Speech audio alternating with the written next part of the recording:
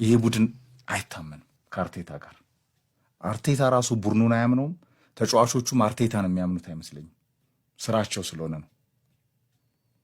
ምክንያቱም ጥሩ ነው የጠቀስከው እኮ አንደኝነትህን ካላመንክ፣ የሲዝኑ ምርጥ ቡድን መሆንህን ካላመንክ፣ ዓለም አምኖልህ ሚዲያ እያደነቀህ የሊጉ መሪ ሁነህ የቡድኑ ዋና አሰልጣኝ አንተ ካፒቴኑ ሁነህ ዋናው ካፒቴን አድራሹ ወደ ዋንጫው አድራሹ ሁነህ አንተ ያ ቢሊፍ ከሌለህ ፈርጉሰን ያሰልጥኑት፣ አሁን መተው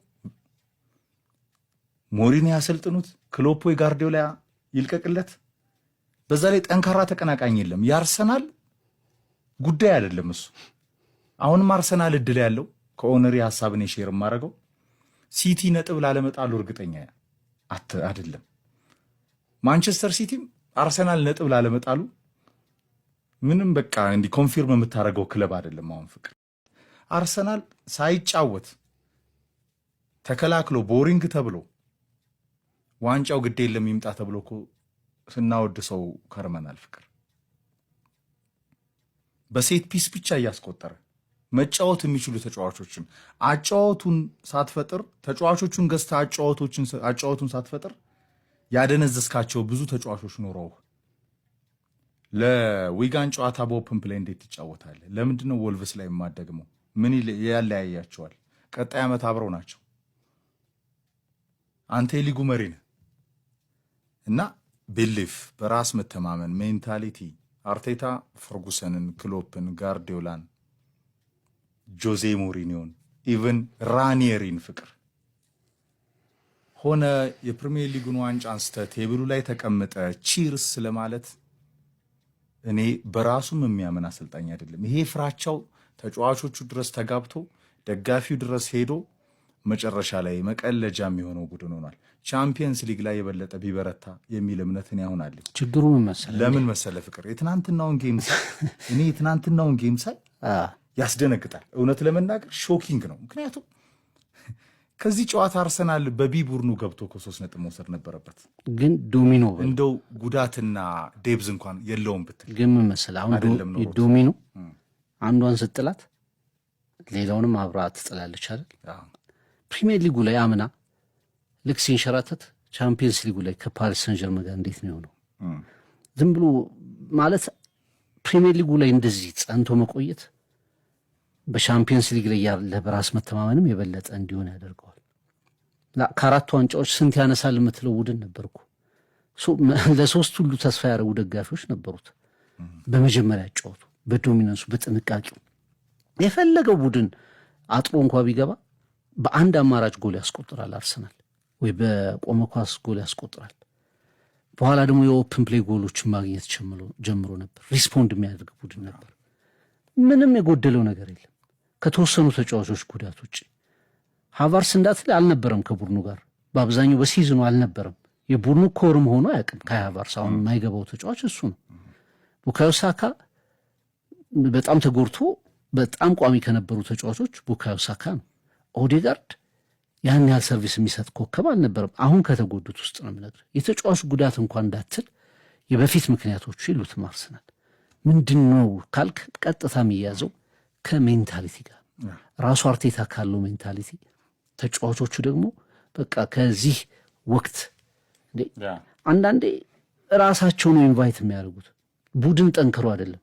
ለምሳሌ እኔ አንዳንድ ጊዜ ሁሉም ቡድኖች ለአርሰናል የሚጫወቱ እስኪመስል ድረስ ጠንክረው ታያቸዋል። 2-0 ስትመሪ ሰብሰብ በሉ የምትይበት አይደለም። አርቴታ እኮ እንደዚህ አይነት ፍላጎት እኮ አለው። ሰብሰብ በሉ፣ ጠንቀቅ በሉ፣ ተከላከሉ። እንደ ሰከንድ ሃፍ ላይ የነበረውን የአርሰናልን ፐርፎርማንስ በቃ እሱ ጥሩ አድርጎ ስለገለጸው ከኮንፌሽን በላይ ወይም ከማመንና አምኖ ከመቀበል በላይ ምንም ነገር ስለሌለ ምንም ልትያትችም ለፕሪሚየር ሊጉ ስታንዳርድ እንኳን አንሆንም ማለት እኔ አይደለሁም ያልኩት ራሱ አርቴታ ነው ያለው። በፕሪሚየር ሊጉ ስታንዳርድ እንኳን የአርሰናል የሰከንድ ሃፍ ፐርፎርማንስ እዚህ ገባ የሚባል አይደለም ማለት። እንደዚህ አይበላማ ዋንጫ እኮ ይሄ ቢበላም ክብር ያሳንሳል። የእውነት ለመናገር ምርጡ አርሰናል ዋንጫ በላ ለማለት ቸገራለሁ ነው ያለው። ኧረ ፖል ስኮልስ እንዲህ እየሆንሽ እኮ ነው። በቃ ሊድስን ስታሸንፊ፣ ሰንደርላንድ ስታሸንፊ ያሳየሻቸው አይነት ገትድ ሆነሻል አይደል? አሁን ደርሻለሁ አይነት ፐርፎርማንስ ለምን ነው የማይታየው? አሁን ደርሻለሁ አይነት ፐርፎርማንስ ማለት ምን ማለት ነው? 2022-23 ላይ አሪፍ ተሰጥኦ ያላቸው ምርጥ ተጫዋቾች አሉኝ፣ ግን ልጆች ናቸው። ላክ ኦፍ ኤክስፒሪየንስ ወዘ እንትን አይደለም ምንድን ነው ሰበቡ? እሱ ነበረ። 2023-24 ላይ ከአምና የተማርን ግን ትንሽ የቀረን 2024-25 ላይ እንደ አርነ ስሎት አይነት ስብስብ እኮ ቢኖረኝ ዞር ብዬ ሳየው የአርነ ስሎትን ስብስብ እቃናለሁ። ገብተው ተቀይረው ገብተው ጨዋታውንና የጨዋታውን ውጤት የሚቀይሩ ተጫዋቾች አሉት። እኔ ዞር ስል አለ አርቴታ ነው አይደለም ያልኩት። ይሄንንም እኔ ዞር ስል ተቀያሪ ወንበር ላይ ያሉት ልጆች ለፕሪሚየር ሊጉ እንግዳ ከታችኛው ቡድን ያመጡ ምናምን ናቸው። የአርነ ስሎት መታደል የለኝም ማለት 2025-26 ላይ ምንድን ነው ሊለን የሚችለው? ምን በመታደል ከሆነ አንተን የበለጠ የታደልከው በስብስብ በልምድ ከሆነ እያጣህ ልምድ አግኝተሃል። ዋንጫ እያጣህ ድል እያጣህ ለምን እንዳጣህ ገብቶሃል። በማጣት ውስጥ የምታገኙ ትምህርት ደግሞ ዘላቂ ነው።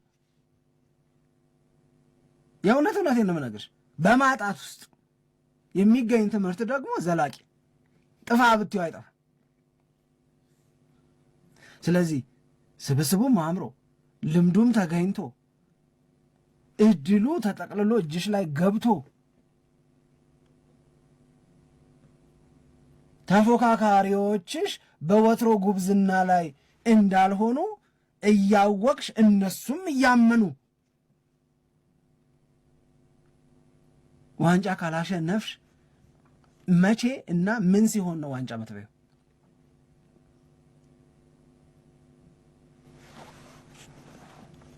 መቼ እና ምን ሲሆን? ይሄ ከባድ ነው። ሲሪየስሊ ይሄ በጣም ከባድ ነው።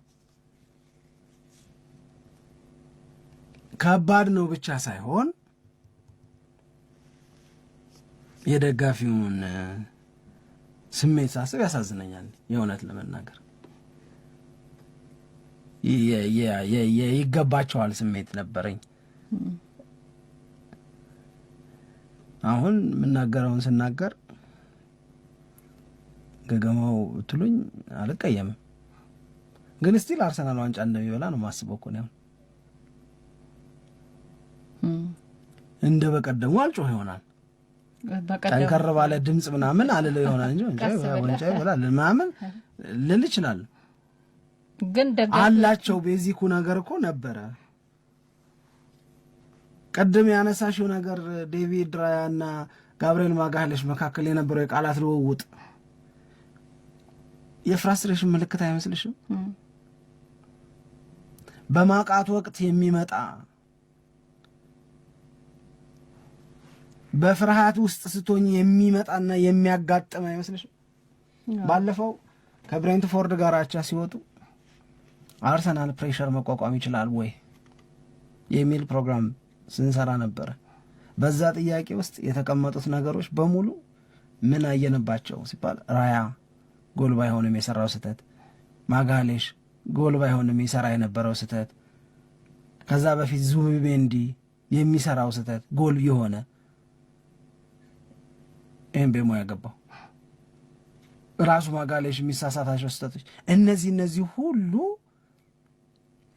የአርሰናል ተጫዋቾች እስከ ትልቁ ስህተት ግን አርቴታ ፈሪ አሰልጣኝ ነው። ይሄ ምንም ሊካድ የማይገባው ጉዳይ ነው። አርቴታ በጣም የፕሪሚየር ሊጉ ፈሪ አሰልጣኝ ነው። አንድ ጎል ሲያስቆጥር ሙሉ በሙሉ ወደ ኋላ የሚመለስበት ሂደት ይፈጠራል። ኢቭን ሁለተኛ ጎል አስቆጥሮ ነው 2-1 እንኳን ሆኖ ትናንት እንደገና ከኋላ አፈግፍገው እንዲጫወቱ የሚደረግበት ሂደት ይፈጥራል። የመጨረሻው ደቂቃ ሶፊት ታስታውሳለህ? 2 ከሆኑ በኋላ የት ነው የአርሰናል ተጫዋቾች የተገኙት? ተቃራኒ ሳጥን ውስጥ ማለት ነው። ያንን ለምን ማድረግ አልቻሉም ቀድመው? ስለዚህ ይሄ ጉዳይ ይነሳል። እኔ የአርሰናልና የሲቲ ጉዳይ ከትናንትናው ጨዋታ በኋላ እስከ ትናንትናው ጨዋታ ድረስና አርሰናል የትናንትናውን ጨዋታ አሸንፈው ቢሆን ሞር ኦር ለስ የአርሰናል ዋንጫ ነው ብለህ ነው የምታስበው ቶተንሃምን ከደገመ። ትናንት አሸንፎ ቶተናምን ደግሞ ቢሆን ብሬንፎርድንም ባያሸንፍ ማለት ነው። ነገር ግን የወልቭስ የትናንትናው አቻ ውጤት ግን ሲቲ ለዋንጫው ያለውን ተስፋ አሁን ባለው ሂደት የአርሰናልና የሲቲ ዋንጫ የመብላት ሂደት 50-50 መጥቷል። 50-50 መጥቷል። ይሄን ማመን አለብን። 50-50 መጥቷል። 50-50 የመጣበት ምክንያት በዚህ ውጤት ከቀጠሩ ሁለቱም ጨዋታዎቻቸውን ቢያሸንፉ ሲቲ አርሰናልን አሸንፎ ዋንጫ መውሰድ ይችላል። በተቃራኒው ሲቲ አርሰናል ደግሞ ኢታር ላይ ሄዶ ከሲቲ ጋር አቻ ቢወጣ ዋንጫ መውሰድ ይችላል። ወደ 50-50 መጥቷል። ይሄ ነው ለጋርዲዮላ ልብ የሚሰጠው ጉዳይ። አርቴታ ለኔ ግርምዬ ትልቅ ቡድን የያዘ ግን ትንሽ ሜንታሊቲ ያለው ቡድን ነው። ተጫዋች ነው፣ አሰልጣኝ ነው። ይቅርታ፣ ቡድኑ ትልቅ ነው፣ ስብስቡ ትልቅ ነው፣ ስብስቡ በጣም ድንቅ ነው። አሰልጣኛቸው ግን አእምሮ ገና ነው። አእምሮ አልበሰለም። አእምሮው እና የተጫዋቾቹ ፍላጎትና የአሰልጣኙ ፍላጎት በፍጹም የሚገናኙ አይደለም እና ሜንታሊቲውን ደግሞ እንደዚህ አይነት የአእምሮ ስራ ደግሞ ቶሎ የሚስተካከል አይደለም። ለዛ ነው ስጋቶች እየመጡ ያሉት። አሁን ብዙ ደጋፊዎች የአርሰናል ደጋፊም የሌላ ክለብ ደጋፊዎችም በቃ አለቀለት አርሰናል ሲቲ መጣበት የሚሉት ለዛ ነው።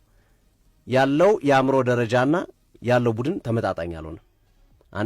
አሁን ለምሳሌ አይተህ ከሆነ ግርምዬ ማስሚሊያኖ አሌግሪ፣ ሉዊስ ኢንሪኬ፣ ፔፕ ጋርዲዮላ ምናምን እንደዚህ አይነት ስኬታማ አሰልጣኞች ስትመለከታቸው ትልቅ ሜንታሊቲ ነው ያላቸው፣ አእምሮአቸው ደረጃ ከፍ ያለ ነው። ግን ቡድኑ ልክ ላይሆን ይችላል። አንዳንዴ ትንንሾቹን ተጫዋቾችን ታላቅ ያደርጓቸዋል። ጋርዲዮላ የሚያደርገው ለዛ ነው። የእሱ ሜንታሊቲ የእሱ የአእምሮ ደረጃ ከፍ ያለ ስለሆነ ነው ማቲያስ ኑኔዝን ከዛ ቦታ ስኬታማ ያደርገው። የእሱ የአእምሮ ደረጃ ከፍ ያለ ስለሆነ ነው ሌሎችን ተጫዋቾች ውጤታማ ያደርጋቸው። ሉዊስ ኢንሪኬ ቪቲኒያን ከሜሲ ጋር እስከ መጣላት አችንም ብሎ ሜሲ እስከ መናገር ድረስ የደረሰውን ተጫዋች በዛ ደረጃ ያበቃው በአእምሮ ነው። ሜንታሊ አእምሮን ተጠቅመው ነው።